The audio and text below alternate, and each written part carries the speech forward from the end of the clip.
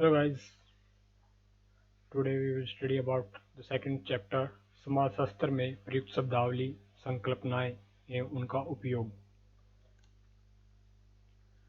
पिछले अध्याय हमें समाज और समाजशास्त्र दोनों से परिचित कराता है। हमने देखा कि समाजशास्त्र का मुख्य कार्य समाज और व्यक्ति की परस्पर क्रियाओं की खोज करना है। हमने यह भी देखा कि व्यक्ति समाज में स्वच्छंद रूप से नहीं रहते, वे सामूहिक निकायों जैसे परिवार, जनजाति, जाति, वर्ग, कुल, राष्ट्र का हिस्सा होते हैं। इस अध्याय में आगे हम व्यक्तियों द्वारा बनाए गए समूहों के विभिन्न प्रकारों, असमान व्यवस्था के विभिन्न प्रकारों, स्त्रीकरण की व्यवस्थाओं जिनमें व्यक्ति और समूह शामिल हैं, सामाजिक नियंत्रण के कार्य करने के तरीकों, व्यक्तियों की भूमिकाओं व जिस तरह वे उन्हें निभाते हैं एवं उनकी परिस्थिति के बारे में पढ़ेंगे।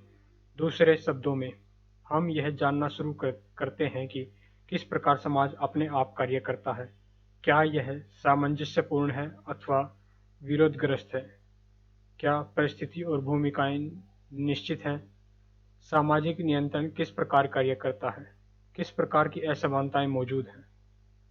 अभी भी यह प्रश्न रह जाता है कि इसे समझने के लिए हमें विशिष्ट शब्दावली और संकल्पनाओं की आवश्यकता क्यों होती है। समाजशास्त्र के लिए विशिष्ट शब्दावली की आवश्यकता क्यों पड़ती है, जबकि हम अपने दैनिक जीवन में परिस्थिति एवं भूमिका या सामाजिक नियंत्रण जैसे शब्दों का प्रयोग करते हैं।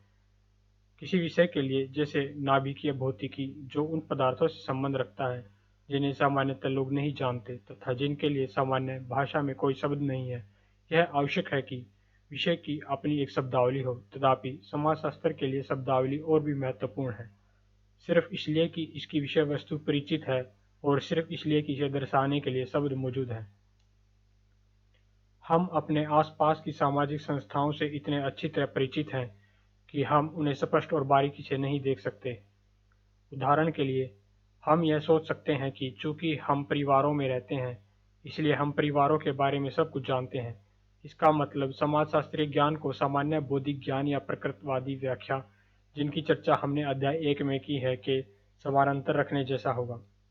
पिछले अध्याय में हमने यह भी देखा कि किस प्रकार एक विषय के रूप में समाजशास्त्र की एक जीवनी का इतिहास है।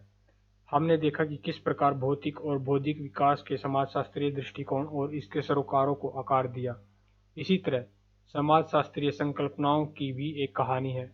बहुत सी संकल्पनाएं सामाजिक चिंतकों के उन सामाजिक परिवर्तनों को समझने और उनका खाका खींचने की चिंता को दर्शाती हैं, जो कि पूर्व आधुनिक समय से लेकर आधुनिक समय तक स्थानांतरित हुए हैं।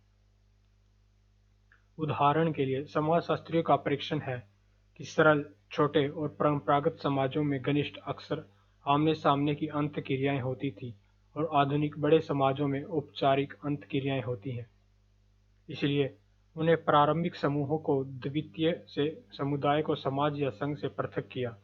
दूसरी अन्य संकल्पनाएं जैसे स्त्रीकरण, समाजशास्त्रियों की समाज के समूहों के मध्य की संरचना असमानताओं को दर्शाने के सरोकार को प्रतिबिंबित करती है। संकल्पनाएं समाज में उत्पन्न होती हैं। संकल्पनाएं समाज में उत्पन्न होती हैं, तथापि जिस प्रकार समाज में विभिन्न प्रकार के व्यक्ति और समूह होते हैं, उसी प्रकार कई तरह की संकल्पनाएं और विचार होते हैं। समाजशास्त्र समाज को समझने के विभिन्न तरीकों एवं आधुनिक समय द्वारा लाए गए नाटकीय सामाजिक परिवर्तनों पर दृष्टि रखने के लिए पहचाना जाता है। हमने देखा है कि किस प्रकार समाजशास्त्र के उद्गम के आरंभिक चरणों में भी समाज के बारे में प्रतिद्वंदी और विरोधी समझ थी। यदि कार्ल मार्क्स के लिए वर्ग और संघर्ष समाज को समझने की मुख्य संकल्पनाएं थी, तो एमिल दुर्खाइम के लिए सामाजिक एकता और सामूहिक चेतना मुख्य शब्द थे। द्वितीय विश्व युद्ध के बाद समाजशास्त्र संरचनात्मक प्रकार्यवादियों से बहुत प्रभावित हुआ, जिन्होंने समाज को महत्वपूर्ण रूप से सामंजस्यपूर्ण पाया। उन्होंने समाज की तुलना एक जीव से करना लाभदायक समझा, जिसमें सभी अंगों को समग्र को बनाए रखने के लिए एक निश्चित कार्य करना होता है। दूसरे, विशेषकर मार्क्सवाद से प्रभावित संघर्षवादी सिद्धांतकारों ने समाज को विशेष रूप से विरोधग्रस्त पाया। समाजशास्त्र में कुछ लोगों ने व्यक्तियों जैसे सूक्ष्म अंतःक्रियाओं से शुरुआत कर मानवीय व्यवहार को समझने की कोशिश की। दूसरों ने बृहद संरचनाओं जैसे वर्ग, जाति, बाजार, राज्य अथवा समुदाय से भी शुरुआत की। परिस्थिति और भूमिका जैसी संकल्पनाएं व्यक्ति के साथ आरंभ होती हैं। सामाजिक नियंत्रण या स्त्रीकरण जैसे संकल्पनाएं विस्तृत संदर्भ में आरंभ होती है, जिनमें व्यक्तियों का स्थान पहले से ही तय होता है। महत्वपूर्ण मुद्दा यह है कि ये वर्गीकरण और प्रकार जिनकी चर्चा हम समाजशास्त्र में करते हैं हमारी मदद करते हैं और ये वास्तविकता को समझने में के साधन हैं। ये समाज को समझने के ताले की चाबियां हैं। हमारी समझने की प्रक्रिया में ये प्रारंभिक बिंदु है, अंतिम उत्तर नहीं। पर क्या हो यदि इन चाबियों का जंग लग जाए, या ये मुड़ जाएं, या ये ताले में न जा पाएं, या प्रयास करने के बाद ताले में जा पाएं। इन परिस्थितियों में हमें चाबी को बदलने की या सुधारने की आवश्यकता पड़ती है। समाजशास्त्र में हम संकल्पनाओं और वर्गीकरण का प्रयोग करते हैं और साथ साथ इनको निरंतर जांचते भी हैं। एक ही सामाजिक वस्तु के बारे में विभिन्न प्रकार की परिभाषाओं या संकल्पनाओं अथवा सिर्फ विचारों की सह अस्तित्वता के बारे में अक्सर एक बेचैनी रही है। उदाहरण के लिए संघर्षवादी सिद्धांत बनाम प्रकार्यवादी सिद्धांत उपागमों की यह बहुलता समाजशास्त्र में विशेषतः बहुत ज्यादा है और इसे नकारा नहीं जा सकता, क्योंकि समाज स्वयं बहुत विविध रूपों में है। हमारे द्वारा आगे की गई चर्चा में आप देखेंगे कि किस प्रकार मतों में विभिन्नता होती है और किस प्रकार इन अंतरों पर वाद विवाद और चर्चा समाज को समझने में हमारी सहायता करते हैं। सामाजिक समूह एवं समाज। समाजशास्त्र मानव के सामाजिक जीवन का अध्ययन है। मानवीय जीवन की एक पारिभाषिक विशेषता यह है कि मनुष्य परस्पर अंतःक्रियाएं करता है, संवाद करता है और सामाजिक सामूहिकता को बनाता भी है। समाजशास्त्र का तुलनात्मक और ऐतिहासिक दृष्टिकोण दो स्पष्ट हानिकारक तथ्यों को सामने लाता है। पहला यह है कि प्रत्येक समाज में, चाहे वह प्राचीन या सामंतीय अथवा आधुनिक हो, एशियन या यूरोपियन या अफ्रीकन हो, मानवीय समूह और सामूहिकताएं विद्यमान रहती हैं। दूसरा यह है कि विभिन्न समाजों में समूहों और सामूहिकताओं के प्रकार अलग अलग होते हैं। यह आवश्यक नहीं है कि किसी भी तरह से लोगों का इकट्ठा होना एक सामाजिक समूह बनाए। समुच्चय सिर्फ लोगों का जमावड़ा होता है जो एक समय में एक ही स्थान पर एकत्र होते हैं, लेकिन एक दूसरे से कोई निश्चित संबंध नहीं रखते। एक रेलवे स्टेशन या हवाई अड्डे या बस स्टॉप पर प्रतीक्षा करते यात्री या सिनेमा दर्शक समुच्चय के उदाहरण हैं। समुच्चय को अक्सर अर्ध समूहों का नाम दिया जाता है। एक अर्ध समूह या समुच्चय अथवा संयोजन होते हैं जिसमें संरचना अथवा संगठन की कमी होती है और जिसके सदस्य समूह के अस्तित्व के प्रति अनभिज्ञ या कम जागरूक होते हैं। सामाजिक वर्गों, परिस्थिति समूहों, आयु एवं लिंग समूहों, भीड़ को अर्थ समूहों के उदाहरण के रूप में देखा जा सकता है। जैसा कि ये उदाहरण दर्शाते हैं, अर्ध समूह समय और विशेष परिस्थितियों में सामाजिक समूह बन जा सकते हैं। उदाहरणार्थ, यह संभव है कि एक विशेष सामाजिक वर्ग या जाति अथवा समुदाय से संबंधित व्यक्ति एक सामूहिक निकाय के रूप में संगठित न हो, उनमें अभी हम की भावना आनी बाकी हो, परंतु वर्ग और जाति ने समय बीतने के साथ साथ राजनीतिक दलों को जन्म दिया। उसी प्रकार भारत के विभिन्न समुदायों के लोगों ने लंबे उपनिवेश विरोधी संघर्ष के साथ साथ अपनी पहचान एक सामूहिकता और समूह के रूप में विकसित की। एक राष्ट्र जिसका मिला जुला अतीत और साझा भविष्य है। महिला आंदोलन ने महिलाओं के समूह और संगठनों का विचार सामने रखा। ये सभी उदाहरण इस बात की तरफ ध्यान खींचते हैं कि किस प्रकार सामाजिक समूह उभरते हैं, परिवर्तित होते हैं और संशोधित होते हैं। एक सामाजिक समूह में कम से कम निम्न विशेषताएं होनी चाहिए। निरंतरता के लिए दीर्घस्थायी अंतःक्रियाएं। इन अंतःक्रियाओं का स्थिर प्रतिमान। अनंत सदस्यों के साथ एक सी पहचान बनाने के लिए अपनत्व की भावना, अर्थात प्रत्येक व्यक्ति समूह के प्रति और इसके नियमों, अनुष्ठानों और प्रतीकों के प्रति सचेत हो। साझा रुचि, सामान्य मानकों और मूल्यों को अपनाना और एक परिभाषित संरचना। यह सामाजिक संरचना का अर्थ व्यक्तियों अथवा समूहों के बीच नियमित और बार बार होने वाली अंतःक्रियाओं के प्रतिमानों से है। अतः एक सामाजिक समूह से तात्पर्य निरंतर अंतःक्रिया करने वाले उन व्यक्तियों से है जो एक समाज में समान रुचि, संस्कृति, मूल्यों और मानकों को बांटते हैं। समूहों के प्रकार। समूहों पर आधारित इस विभाग के अध्ययन से आप जानेंगे कि विभिन्न समाजशास्त्रियों और मानव विज्ञानियों ने समूह को विभिन्न प्रकार में वर्गीकृत किया है। तथापि जो बात आपको प्रभावित करेगी वह यह है कि प्रारूप विज्ञान में भी प्रतिमान होते हैं। अधिकतर मामलों में वे परंपरागत और छोटे समाज तथा एक आधुनिक और बड़े समाज में अपने अपने समूह बनाने के तरीकों में अंतर को दिखाते हैं। जैसा कि पहले बताया गया है, परंपरागत समाजों में नजदीकी, घनिष्ठ, आमने सामने की अंतःक्रियाएं होती हैं और आधुनिक समाजों में अवैयक्तिक, अनासक्त, दूरस्थ अंतःक्रियाएं होती हैं। वे इसी अंतर से प्रभावित हुए थे। तथापि पूर्णतः विरोधाभास शायद वास्तविकता का सटीक वर्णन नहीं है। प्राथमिक और द्वितीय सामाजिक समूह वे सभी समूह जिनमें हम संबंधित होते हैं हमारे लिए समान रूप से महत्वपूर्ण नहीं होते हैं। कुछ समूह हमारे जीवन के कई पक्षों को प्रभावित करते हैं और हमें दूसरों के व्यक्ति साहचर्य में लाते हैं। प्राथमिक समूह से तात्पर्य लोगों के एक छोटे समूह से है जो घनिष्ठ, आमने सामने के मेल मिलाप और सहयोग द्वारा जुड़े होते हैं। प्राथमिक समूहों के सदस्यों में एक दूसरे से संबंधित होने की भावना होती है। परिवार, ग्राम और मित्रों के समूह प्राथमिक समूहों के उदाहरण हैं। द्वितीयक समूह आकार में अपेक्षाकृत बड़े होते हैं और उनमें औपचारिक और अवैयक्तिक संबंध होते हैं। प्राथमिक समूह व्यक्ति उन्मुख होते हैं जबकि द्वितीयक समूह लक्ष्य उन्मुख। विद्यालय, सरकारी कार्यालय, अस्पताल, छात्र संघ आदि द्वितीयक समूह के उदाहरण हैं। समुदाय एवं समाज अथवा संघ पुराने परंपरागत और कृषक जीवन की नई आधुनिक और शहरी जीवन से उनके विभिन्न सामाजिक संबंधों और जीवन शैली के आधार पर तुलना करने का विचार शास्त्रीय समाजशास्त्रियों के लेखन की ओर ले जाता है। समुदाय से तात्पर्य उन मानव संबंधों से है जो बहुत अधिक व्यक्तिगत, घनिष्ठ और चिरस्थायी होते हैं। यहाँ एक व्यक्ति की भागीदारी सच्चे मित्रों अथवा एक संगठित समूह में भले हुई परिवार जितनी नहीं परंतु महत्वपूर्ण होती है। अंत समूह एवं बाह्य समूह संबंधित होने की भावना अंत समूह में की पहचान बनाती है। यह भावना हमें या हमको उन्हें अथवा वे से अलग करती है। एक स्कूल में पढ़ने वाले बच्चे उस स्कूल में नहीं पढ़ने वाले बच्चों के विरुद्ध एक अंत समूह बना सकते हैं। क्या आप ऐसे किन्हीं दूसरे समूह के बारे में सोच सकते हैं? इसके विपरीत एक बाह्य समूह वह होता है जिसमें एक अंत समूह के सदस्य संबंधित नहीं होते। एक बाह्य समूह के सदस्यों को अंत समूह के सदस्यों की ओर से प्रतिकूल व्यवहार का सामना करना पड़ सकता है। प्रवासियों को अक्सर बाह्य समूह माना जाता है, हालांकि यह भी कौन संबंधित है और कौन संबंधी नहीं की वास्तविक परिभाषा समय और सामाजिक संदर्भ के साथ बदलती रहती है। प्रख्यात समाजशास्त्री एम श्रीनिवासन ने 1948 में रामपुरा में जनगणना करते समय समाज अथवा संघ का तात्पर्य हर तरह से समुदाय के विपरीत है।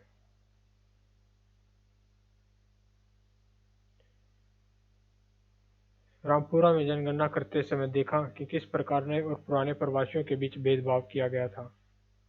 वे लिखते हैं, मैंने ग्रामीणों को दो कथनों का प्रयोग करते सुना जो मुझसे महत्वपूर्ण प्रतीत हुए। नए प्रवासियों का लगभग तिरस्कृत रूप से नन्हे मुन्ने बंदावृतु कहकर वर्णन किया जाता था, जबकि पुराने प्रवासियों का वर्णन अर्शयिंदा बंदावरु या खादिम कुल्लागालू के रूप में किया गया था। संदर्भ समूह किसी भी समूह के लोगों के लिए हमेशा ऐसे दूसरे समूह होते हैं जिनको वे अपने आदर्श की तरह देखते हैं और उनके जैसा बनना चाहते हैं। वे समूह जिनकी जीवन शैली का अनुकरण किया जाता है संदर्भ समूह कहलाते हैं। हम अपने संदर्भ समूह से संबंधित नहीं होते, पर हम अपने आप को उस समूह से अविनिर्धारित अवश्य करते हैं। संदर्भ समूह संस्कृति, जीवन शैली, महत्वाकांक्षाओं और लक्ष्य प्राप्ति के बारे में जानकारी के महत्वपूर्ण स्रोत होते हैं। औपनिवेशिक समय में कई मध्यवर्गीय भारतीय बिल्कुल अंग्रेजों की तरह व्यवहार करने का प्रयत्न करते थे। इस प्रकार उन्हें महत्वाकांक्षा रखने वाले समूह के लिए संदर्भ समूह के रूप में देखा जा सकता था, परंतु यह प्रक्रिया लिंग भेद पर आधारित थी, अर्थात पुरुषों और स्त्रियों के लिए अलग अलग मापदंड थे। अक्सर भारतीय पुरुष अंग्रेज पुरुषों की तरह पोशाक धारण करना चाहते थे और उन्हीं की तरह भोजन करना चाहते थे, परंतु वे यह चाहते थे कि भारतीय महिलाएं अपना रहन सहन भारतीय ही रखें, या वे यह आकांक्षा रखते थे कि भारतीय महिलाएं अंग्रेज महिलाओं का कुछ रहन सहन ग्रहण करें पर बिल्कुल उनकी तरह न बने। क्या आप इसे आज भी वैध मानते हैं? समवयस्क समूह यह एक प्रकार का प्राथमिक समूह है जो सामान्यतः समान आयु के व्यक्तियों के बीच अथवा सामान्य व्यवसाय समूह के लोगों के बीच बनता है। समवयस्क दबाव से तात्पर्य अपने समवयस्क साथी द्वारा डाले गए सामाजिक दबाव से है कि व्यक्ति को क्या करना चाहिए या क्या नहीं करना चाहिए। सामाजिक स्त्रीकरण सामाजिक स्त्रीकरण से तात्पर्य भौतिक या प्रतीकात्मक लाभों तक पहुंच के आधार पर समाज में समूहों के बीच की संरचनात्मक असमानताओं के अस्तित्व से है। अंततः स्त्रीकरण को सरलतम शब्दों में लोगों के विभिन्न समूहों के बीच की संरचनात्मक असमानताओं के रूप में परिभाषित किया जा सकता है। अक्सर सामाजिक स्त्रीकरण की तुलना धरती की सतह में चट्टानों की परतों से की जाती है। समाज को एक अधिक्रम जिसमें कई परतें शामिल हैं के रूप में देखा जा सकता है। इस अधिक्रम में अधिक कृपा पात्र शीर्ष पर और कम सुविधा पात्र तल के निकट है। समाज के संगठन में स्त्रीकरण का महत्वपूर्ण स्थान होने के कारण शक्ति और लाभ की असमानता समाजशास्त्र में केंद्रीय है। प्रत्येक व्यक्ति और प्रत्येक ग्रह के जीवन का प्रत्येक पक्ष स्त्रीकरण से प्रभावित होता है। स्वास्थ्य, दीर्घायु, सुरक्षा, शैक्षणिक सफलता, कार्यों में उपलब्धि और राजनीतिक प्रभाव, यह सभी अवसर व्यवस्थित तरीकों से असमान रूप में वितरित हैं। मानव समाजों में ऐतिहासिक रूप में स्त्रीकरण की चार मूल व्यवस्थाएं मौजूद रही हैं: दासता, जाति, स्टेट और वर्ग। दास प्रथा असमानता का चरम रूप है, जिसमें वास्तव में कुछ व्यक्तियों पर दूसरों का अधिकार होता है। यह छुट-पुट रूप में कई कालों और स्थानों पर मौजूद रही है, परंतु दास प्रथा के दो प्रमुख उदाहरण हैं: प्राचीन ग्रीस और रोम तथा 18वीं एवं 19वीं शताब्दियों में संयुक्त राष्ट्र अमेरिका की दक्षिण राज्य एक औपचारिक संस्था के रूप में दास प्रथा को धीरे धीरे जड़ से उखाड़ा गया, परंतु हमारे यहाँ अभी भी बंधुआ मजदूरी पाई जाती है, यहाँ तक कि उनमें बच्चे भी शामिल हैं। स्टेट सामंतवादी यूरोप की विशेषता थी।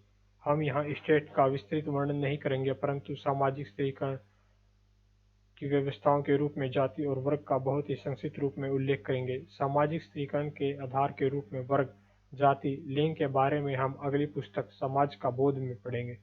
जाति जाति पर आधारित स्त्रीकरण व्यवस्था में व्यक्ति की स्थिति पूरी तरह से जन्म द्वारा मिली हुई परिस्थिति पर आधारित होती है, न कि उन पदों पर जो व्यक्ति ने अपने जीवन में प्राप्त किए होते हैं।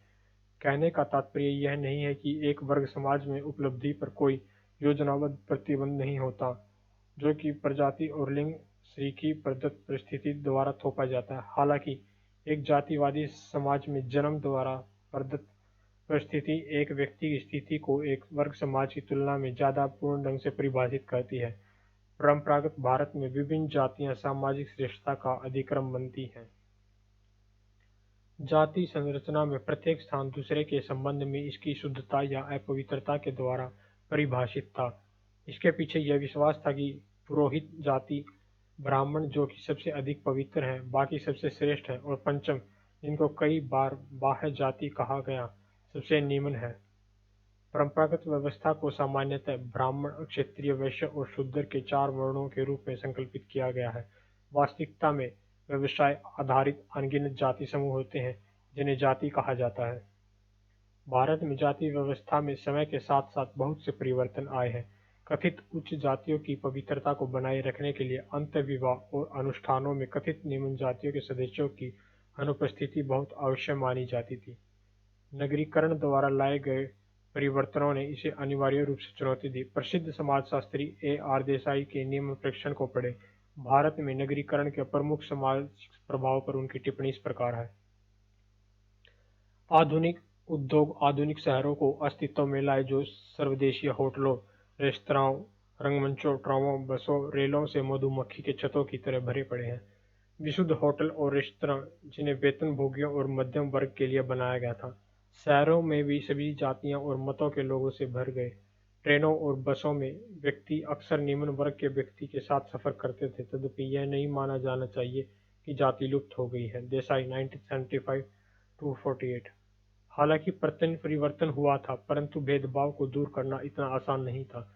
जैसा कि उपरोक्त कथन कहता है, मील में उस प्रकार का खुला भेदभाव न हो जैसा कि गांव में होता है, परंतु निजी अंतःक्रिया के अनुभव दूसरी कहानी बताते हैं। परमार ने देखा, वे हमारे हाथों से पानी भी नहीं पीते और हमसे व्यवहार करते समय कई बार गाली गलौज वाली भाषा का प्रयोग करते हैं। यह इसलिए है क्योंकि वे यह महसूस करते हैं और विश्वास रखते हैं कि वे श्रेष्ठ हैं।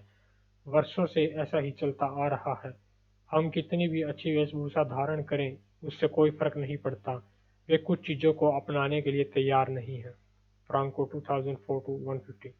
आज भी बहुत अधिक जातिगत भेदभाव उपस्थित है, पर साथ ही लोकतंत्र की कार्य प्रणाली ने जाति व्यवस्था को प्रभावित किया है। जाति हित समूह के रूप में मजबूत हुई है। हमने भेदभावग्रस्त जातियों को समाज में अपने लोकतंत्रीय अधिकारों के प्रयोग के लिए संघर्ष करते भी देखा है। वर्ग का वर्णन करने के लिए अनेक प्रयास किए गए हैं। यहाँ हम मार्क्स, वेबर और प्रकार्यवाद के केंद्रीय विचारों का केवल संक्षेप में उल्लेख करेंगे। मार्क्स के सिद्धांतों में सामाजिक वर्ग की परिभाषा इस आधार पर होती है कि उस वर्ग और उत्पादन के साधनों के बीच क्या संबंध है। यह प्रश्न पूछे जा सकते हैं कि क्या समूह, भूमि अथवा कारखाने सरीखे उत्पादन के साधनों के स्वामी हैं, अथवा क्या वे किसी वस्तु के नहीं केवल अपने श्रम के स्वामी हैं। वेबर ने जीवन अवसर शब्द का प्रयोग किया है, जिसका तात्पर्य बाजार क्षमता की सामर्थ्य के प्रतिफल और लाभ से है। वेबर तर्क देते हैं कि असमानता आर्थिक संबंधों पर आधारित हो सकती है, परंतु यह प्रतिष्ठा और राजनीतिक शक्ति पर भी आधारित हो सकती है। सामाजिक स्थिरीकरण का प्रकार्यवादी सिद्धांत। प्रकार्यवाद की आस्था यह सामान्य पूर्व कल्पना के साथ आरंभ होता है कि कोई भी समाज वर्गहीन या संस्तरण मुक्त नहीं है। प्रमुख प्रकार्य आवश्यकता सामाजिक स्थिरीकरण की वैश्विक उपस्थिति का वर्णन करती है कि समाज द्वारा व्यक्ति को सामाजिक ढांचे में स्थापित और गतिशील करने के लिए किन आवश्यकताओं का सामना करना पड़ता है। अतः सामाजिक असमानता या स्थिरीकरण अनजाने में विकसित किया गया वह साधन है जिसके द्वारा समाज यह निश्चित करता है कि सबसे अधिक महत्वपूर्ण स्थितियों को जानबूझकर सबसे योग्य व्यक्तियों द्वारा भरा जाए। क्या यह सत्य है? एक परंपरागत जाति व्यवस्था में सामाजिक अधिक्रम निश्चित व कठोर होता है और इन समाजों में पीढ़ी दर पीढ़ी हस्तांतरित होता है। इसके विपरीत आधुनिक वर्ग व्यवस्था खुली है और उपलब्धि पर आधारित है। लोकतंत्रीय समाजों में सर्वाधिक वंचित वर्ग और जाति के किसी व्यक्ति को सर्वोच्च पद पर पहुंचने से कोई भी कानून रोक नहीं सकता। उपलब्धि की इस प्रकार की कहानियां वाकई विद्यमान है और ये असीम प्रेरणा का स्रोत होती हैं। यद्यपि अधिकांश हिस्से के लिए जाति व्यवस्था की संरचना अभी तक बनी हुई है। यहाँ तक कि पश्चिमी समाजों में भी सामाजिक गतिशीलता का समाजशास्त्रीय अध्ययन संपूर्ण गतिशीलता के आदर्श प्रतिरूप से काफी दूर है।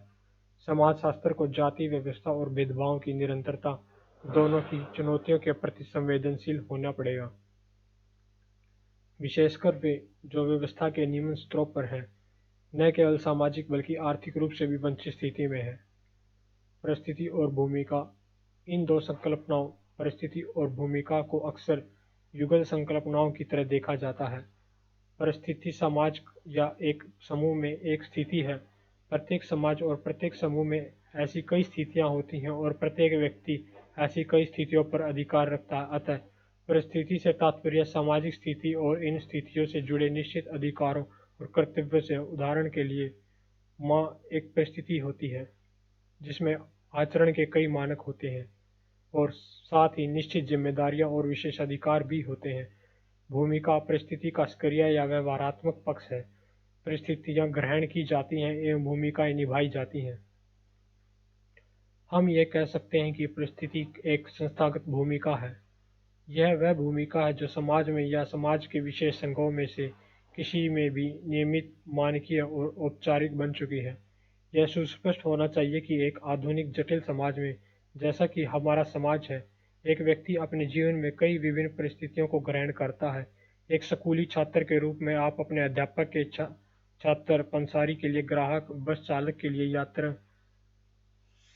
सहोदरों के लिए भाई या बहन, डॉक्टर के लिए मरीज हो सकते हैं। कहने की आवश्यकता नहीं कि हम इस सूची को जितना चाहे बढ़ा सकते हैं। समाज जितना छोटा और सरल होगा, एक व्यक्ति की उतनी ही कम प्रकार की परिस्थितियां होंगी। हम देखते हैं एक आधुनिक समाज में व्यक्ति की बहुत सी परिस्थितियां होती हैं, जिसे समाजशास्त्रीय रूप में परिस्थिति समुच्चय का नाम दिया गया है। व्यक्ति अपने जीवन के विभिन्न चरणों में अलग अलग परिस्थितियां ग्रहण करते हैं।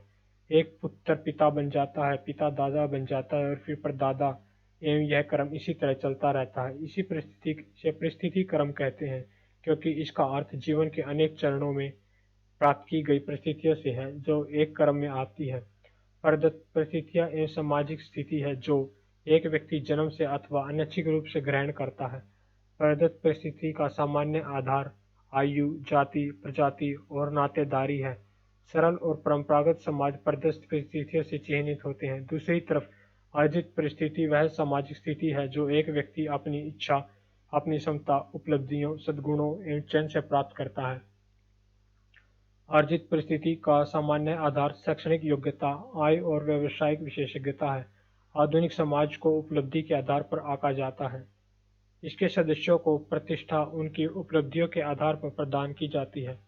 आपने अक्सर यह वाक्य सुना होगा, आपको अपने आप को साबित करना है। परंपरागत समाजों में आपकी परिस्थिति जन्म से परिभाषित और निर्धारित होती थी। तथापि जैसा कि ऊपर चर्चा की गई है, उपलब्धि पर आधारित आधुनिक समाजों में भी प्रदत्त परिस्थिति महत्व रखती है। परिस्थिति और प्रतिष्ठा अंतर संबंधित शब्द है। प्रत्येक परिस्थिति के अपने कुछ अधिकार और मूल्य होते हैं। मूल्य किसी व्यक्ति से, उसके कार्यों या उनके अनुपालन से नहीं, बल्कि सामाजिक स्थिति से जुड़े होते हैं। परिस्थिति या पदाधिकार से जुड़े मूल्य के प्रकार को प्रतिष्ठा कहते हैं। परिस्थिति या पदाधिकार से जुड़े मूल्य के प्रकार को प्रतिष्ठा कहते हैं। अपनी प्रतिष्ठा के आधार पर लोग अपनी परिस्थिति को ऊंचा या नीचा दर्जा दे सकते हैं। एक दुकानदार की तुलना में एक डॉक्टर की प्रतिष्ठा ज्यादा होगी, चाहे उसकी आय कम ही क्यों न हो। यह ध्यान रखना आवश्यक है कि किस व्यवसाय की प्रतिष्ठा माना जाता है। यह विचार समाज और समय के साथ बदलता रहता है। लोग अपनी भूमिकाओं और सामाजिक अपेक्षाओं के अनुसार निभाते हैं, जो कि भूमिका को ग्रहण करने और भूमिकाओं को निभाना है। एक बच्चा इस आधार पर व्यवहार करना सीखता है कि दूसरे लोग उसके व्यवहार को किस प्रकार देखते हुए आंकते हैं।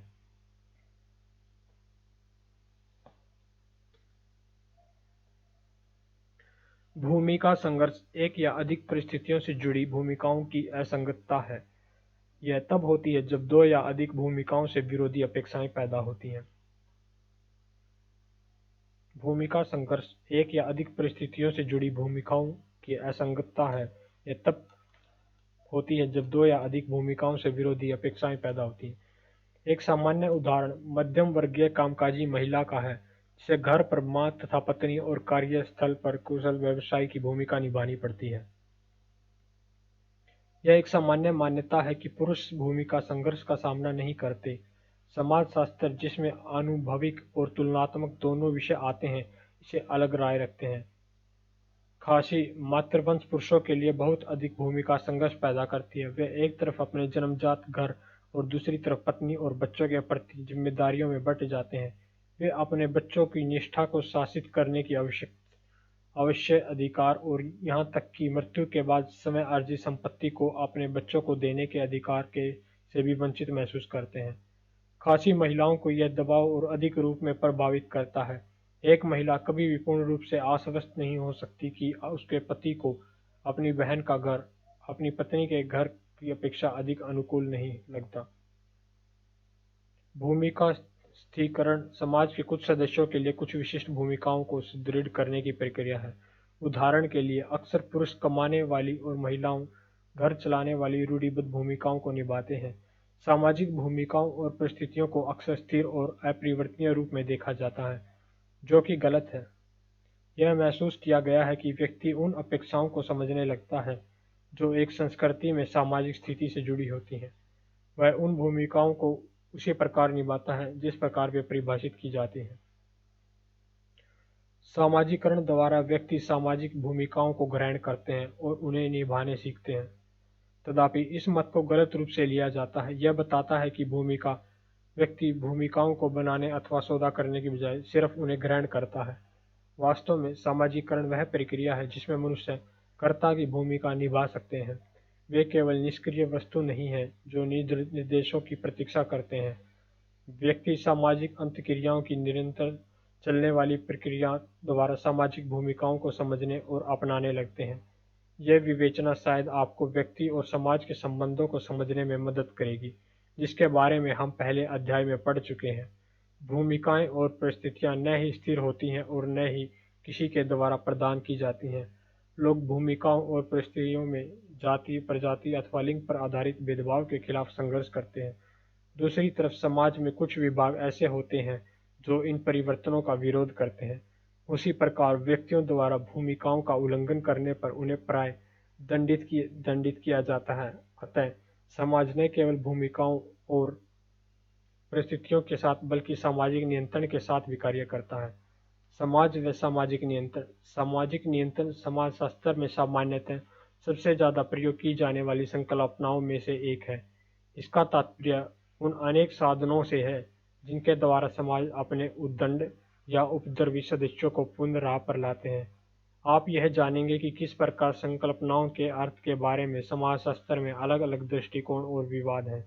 आप यह भी जानेंगे कि प्रकार्यवादी समाजशास्त्रियों ने समाज को विशेष रूप से सामंजस्यपूर्ण समझा और विरोधी समाजशास्त्रियों ने समाज को मुख्य रूप से असमान, असंगत और अत्याचारी समझा। हमने यह भी देखा कि किस प्रकार कुछ समाजशास्त्रियों ने व्यक्ति और समाज पर अधिक ध्यान केंद्रित किया और दूसरों ने सामूहिकताओं पर, जैसे वर्ग, प्रजातियां, जातियां। प्रकार्यवादी दृष्टिकोण के अनुसार सामाजिक नियंत्रण का तात्पर्य है व्यक्तियों और समूहों के व्यवहार को नियमित करने के लिए बल प्रयोग करना, समाज में व्यवस्था बनाए रखने के लिए मूल्यों और प्रतिमानों को लागू करना।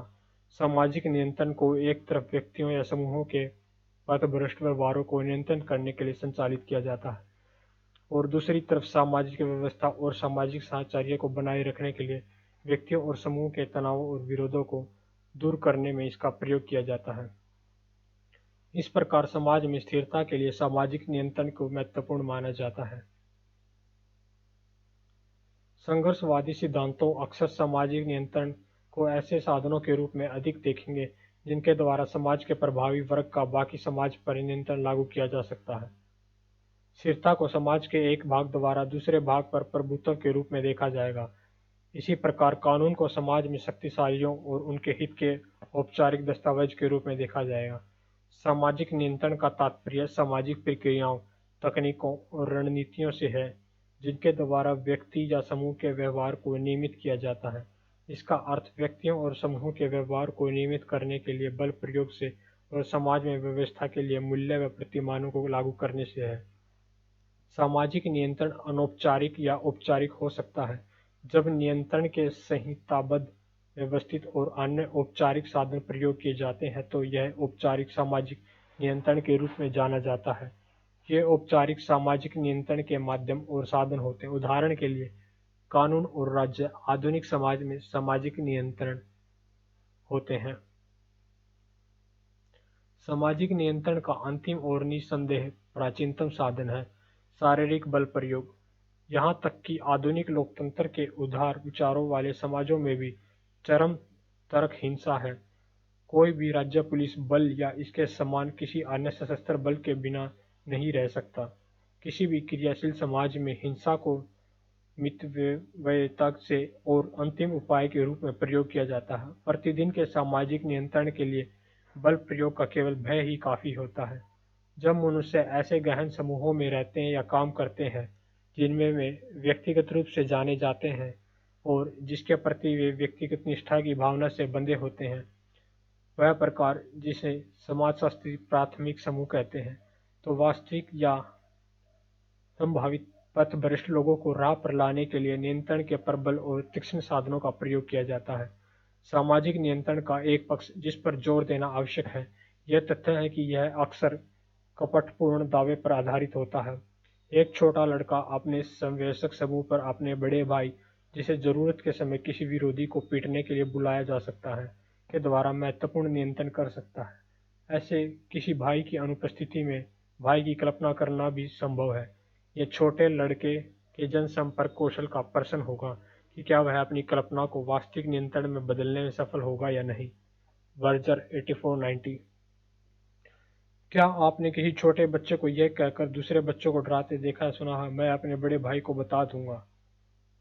क्या आप अन्य उदाहरणों के बारे में सोच सकते हैं? एक ही समाज में अनेक प्रयोग में काफी भिन्नताएं हो सकती हैं। दैनिक जीवन में ये बहुत प्रभावशाली होते हैं। फिर भी कुछ मामलों में सामाजिक नियंत्रण की अनौपचारिक विधियां अनुरूपता या आज्ञाकारिता लागू करने में असमर्थ हो सकती हैं। अनौपचारिक सामाजिक नियंत्रण के विभिन्न माध्यम होते हैं। प्रत्येक समाज में एक दूसरे प्रकार का सामाजिक नियंत्रण होता है जिसे अनौपचारिक सामाजिक नियंत्रण के रूप में जाना जाता है। यह व्यक्तिगत, अशासकीय और असंहिताबद्ध होते हैं। इसमें मुस्कान, चेहरे बनाना, शारीरिक भाषा, आलोचना, उपहास, हंसी आदि सम्मिलित होते हैं। प्रत्येक समाज में एक दूसरे प्रकार का सामाजिक नियंत्रण होता है, जिसे अनौपचारिक सामाजिक नियंत्रण के रूप में जाना जाता है। यह व्यक्तिगत, अशासकीय और असंहिताबद्ध होते हैं। इसमें मुस्कान, चेहरे बनाना, शारीरिक भाषा, आलोचना, उपहास, हंसी आदि सम्मिलित होते हैं। एक ही समाज में इनके प्रयोग में काफी भिन्नताएं हो सकती हैं। दैनिक जीवन में ये बहुत प्रभावशाली होते हैं। फिर भी कुछ मामलों में सामाजिक नियंत्रण की अनौपचारिक विधियां अनुरूप या आज्ञाकारित लागू करने में असमर्थ हो सकती हैं। अनौपचारिक सामाजिक नियंत्रण के विभिन्न माध्यम होते हैं, अर्थात परिवार, धर्म, नातेदारी आदि। क्या आपने इज्जत के लिए हत्या के बारे में सुना है? नीचे दी गई समाचार पत्र रिपोर्ट को पढ़ें और इसमें शामिल सामाजिक नियंत्रण के विभिन्न माध्यमों को पहचानें। स्वीकृत पुरस्कार या दंड का एक ढंग है जो सामाजिक रूप से अपेक्षित व्यवहार को पुनः स्थापित करता है। सामाजिक नियंत्रण सकारात्मक या नकारात्मक हो सकता है। समाज के सदस्यों को अच्छे और अपेक्षित व्यवहार के लिए पुरस्कृत किया जा सकता है। दूसरी तरफ नियमों को लागू करने के लिए और विचलन की राह पर लाने के लिए नकारात्मक स्वीकृतियों का प्रयोग किया जा सकता है। स्वीकृति पुरस्कार या दंड का एक ढंग है जो सामाजिक रूप से अपेक्षित व्यवहार को पुनर्स्थापित करता है। सामाजिक नियंत्रण सकारात्मक या नकारात्मक हो सकता है। समाज के सदस्यों को अच्छे और अपेक्षित व्यवहार के लिए पुरस्कृत किया जा सकता है। दूसरी तरफ नियमों को लागू करने के लिए और विचलन की राह पर लाने के लिए नकारात्मक स्वीकृतियों का प्रयोग भी किया जाता है। विचलन का अर्थ उन क्रियाओं से है जो समाज या समूह में के अधिकतर सदस्यों के मूल्यों या आदर्शों के अनुसार नहीं होते। विचलन के मोटे तौर पर विभिन्न संस्कृतियों या उप संस्कृतियों में अंतर करने वाले मानकों और मूल्यों के रूप में जाना जाता है। इसी प्रकार विचलन के विचार को एक समय से दूसरी समय में चुनौतियां मिलती हैं और ये परिवर्तित होते रहते हैं। उदाहरण के लिए, एक ही समाज में अंतरिक्ष यात्री बनने की इच्छा रखने वाली महिला को एक समय में तो विचलक माना जाएगा और दूसरे समय में उसी समाज में उसकी प्रशंसा की जाएगी। आप पहले ही जानते हैं कि समाजशास्त्र किस प्रकार सामान्य बौद्धिक ज्ञान से भिन्न है। इस अध्याय में चर्चा की गई विशेष शब्दावली और संकल्पनाएं समाज की समाजशास्त्रीय समझ को बढ़ाने में आपकी मदद करेंगे। विरोधी सिद्धांत एक समाजशास्त्री दृष्टिकोण जो मानव समाजों में उपस्थित तनावों, विभाजनों और संघर्ष रुचियों पर ध्यान केंद्रित करता है। संघर्षवादी सिद्धांतकार मानते हैं कि समाज में संसाधनों की कमी और उनका मूल्य विरोध उत्पन्न करता है, क्योंकि समूह इन संसाधनों पर पहुंच और नियंत्रण स्थापित करने के लिए संघर्ष करते हैं। कई संघर्षवादी सिद्धांतकार मार्क्स के लेखन से अत्यधिक प्रभावित हुए हैं। प्रकार्यवाद एक सैद्धांतिक दृष्टिकोण जो इस धारणा पर आधारित है कि सामाजिक घटनाओं को उन कार्यों के रूप में सबसे अच्छे प्रकार से स्पष्ट किया जा सकता है जो वे निभाते हैं, अर्थात समाज की निरंतरता में वे जो योगदान करते हैं। एक जटिल व्यवस्था के रूप में समाज को, जिनके भी विभिन्न भाग एक दूसरे के साथ कार्य करते हैं, को समझने की आवश्यकता है। पहचान एक व्यक्ति या समूह के चरित्र की विशेषताएं जो यह बताती हैं कि वे कौन हैं और उनके लिए क्या अर्थपूर्ण है। पहचान की कुछ स्रोत हैं: लिंग, राष्ट्रीयता या प्रजातीयता, सामाजिक वर्ग। उत्पादन के साधन वे साधन जिनके द्वारा समाज में भौतिक वस्तुओं का उत्पादन किया जाता है, जिनमें न केवल तकनीकी बल्कि उत्पादकताओं के परस्पर सामाजिक संबंध भी शामिल हैं।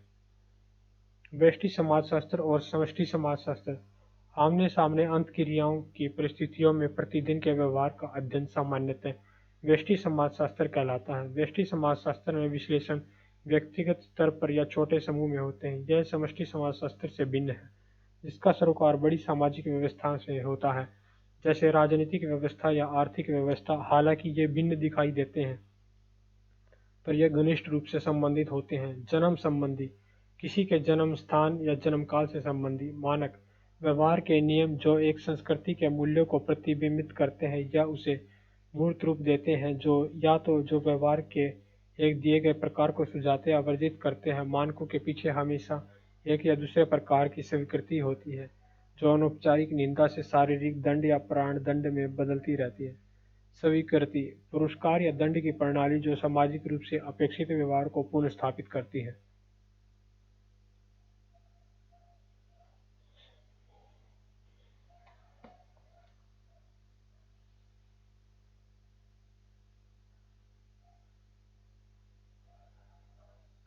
So guys, thank you so much. So meet you soon in the next session. Till that time, take care and bye.